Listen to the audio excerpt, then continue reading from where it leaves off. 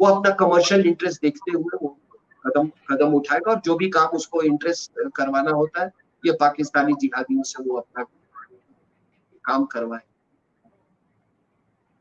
लेकिन हिंदुस्तान का क्या रवैया होना चाहिए? मैं ये मेरा आखिरी मैं इसके बाद में कंक्लूड करूंगा। कुछ लोगों का ये कहना है, कुछ लोगों का नहीं, बहुत लोगों का सुनने और पढ़ने को आता है, मिलता है कि हमको तालिबान से बातचीत करनी चाहिए, हमको तालिबान से संबंध स्थापित करना चाहिए, हमको प्रैक्टिकल होना चाहिए। तो आप बताइए कि मैंने कहा कि जिस जिहादी दहशतगर्दी, जिहादी टेररिज्म का हम निरंतर शिकार हो रहे हैं, उसके सबसे बड़े अभी सिंबल्स, क्या हम बातचीत कर लें?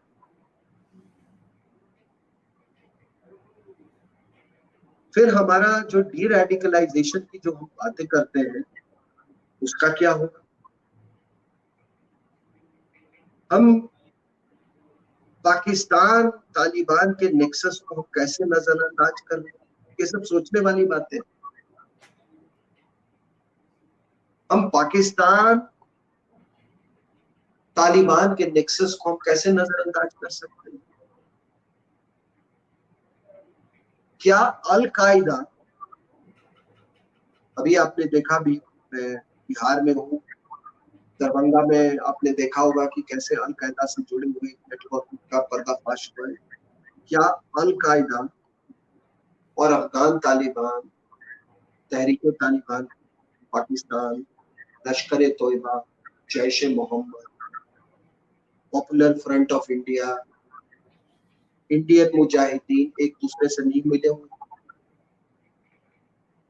कैसे बात कर ले और क्यों बात करें? मान लीजिए हम भारत इनके इनके सुझाव पे, नलायकों के सुझाव पे हम बात कर भी लेते हैं, तो क्या हमको अफगान तालिबान बोलेगा कि आइए हम आपका स्वागत है, अफगानिस्तान में जो डेवलपमेंट हुआ आप कर रहे थे उसको जारी रखिए? ये तो होने वाला है। क्या हम अगर तालिबान से बात कर लें तो वो कहेंगे कि भाई आप आइए, हम देखिए, अभी आपको हमसे आप ट्रेड कीजिए और हम आपको अब हमारे जो पेट्रेंस है पाकिस्तान में उनसे आपको हम वो ट्रेड कॉरिडोर हम आपको मुहैया करवा दें? क्या ये संभव है? और ये हमारी जो पूरी जो डी रेडिकलाइजेशन के अभियान है, पता नहीं है भी कि नहीं है, जो चाइनीज कर रहे हैं वो तो इनको बड़ा अच्छा लग रहा है पाकिस्तानियों, और हर देश को अपना अपना अपने तरीके से ये करना चाहिए। मैं ये नहीं कहता हूँ कि आप उसी तरीके से, चाइनीज तरीके से एजुकेशन वो सेंटर्स खोल दो, ये कर दे, लेकिन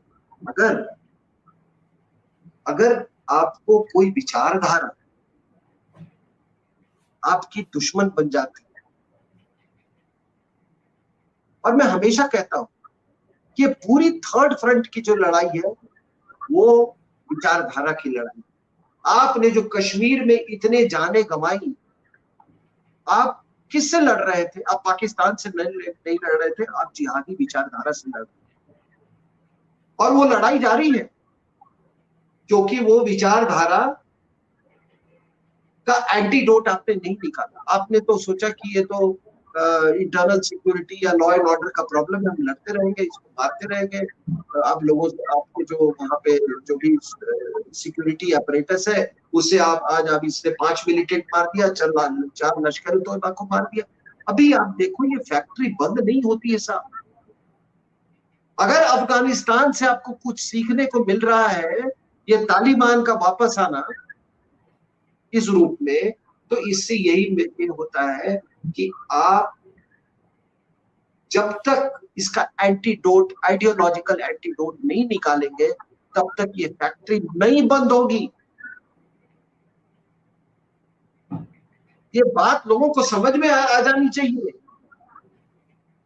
और मैं फिर यही बात कहता हूं कि जो मैं तो ये थर्ड फ्रंट की बात कर रहा हूं, आपके हमारे जो भारतीय जो सिक्योरिटी अपरेटस है, जो एलओसी पे है, वो या आईबी में है पाकिस्तान, वो एलओसी पर वो पाकिस्तान मिलिट्री से लड़ रही है, वो जिहादी आइडियोलॉजी से लड़ रही है।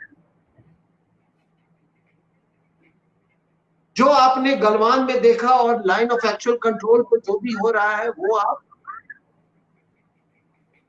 तिब्बत से आपका कोई झगड़ा नहीं है, आपका कम्युनिस्ट आइडियोलॉजी से झगड़ा है। लोगों को ये मालूम होनी चाहिए कि आखिर इतना वक्त क्यों लिया था चाइना ने वो तो शुरुआत के ही दिनों में वो आप पर हमला कर देता। वो तिब्बत पे जब तक उसने पूरा अपना पैर नहीं जमा लिया, 1950 में तिब्बत में घुसा, 12 साल में जब पैर जमा लिया तब उसने आप पर हमला किया। तब तक उसने आइडियोलॉजिकली रूप से वहां उसने बैठ मतलब काफी हद तक बना ली। तो ये आइडियोलॉजी की लड़ाई। और ये जो अफगानिस्तान में ये भी इससे एक और सीख लेनी चाहिए हम लोगों को, कि जो हम कहते हैं कि इतने जहाज, इतने ड्रोन, इतने यूएवी, इतने ये इतने ट्रिलियन डॉलर, 2400 लोग मारे गए, mother of all bombs, we will bomb you to stone age, etcetera etcetera etcetera. क्या हुआ? आज आप रातों रात बागाराम बेस को आप छोड़ के जा रहे हैं, with all that wherewithal, ये पूरी साजो सामान, दिस टेक्नोलॉजी दैट टेक्नोलॉजी, क्या हो रहा है साहब? आपने कहा कि हम इन भेड़ियों से निजात दिलाएंगे आपको, ये तालिबान वाले भेड़ियों से, और फिर आपने रास्ता उनको दे दिया।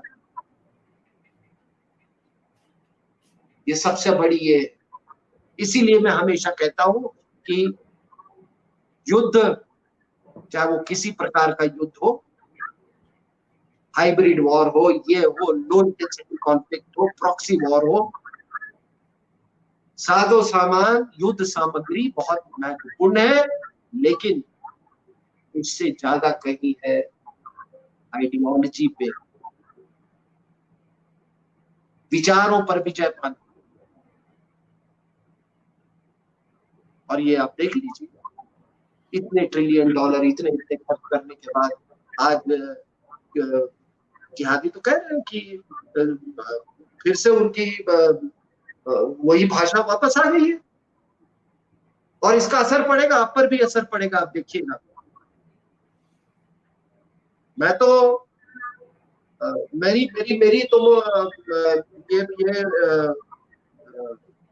मेरा ये विश है, मेरी मनोकामना है कि ये आपस में ही लड़के मरते रहे,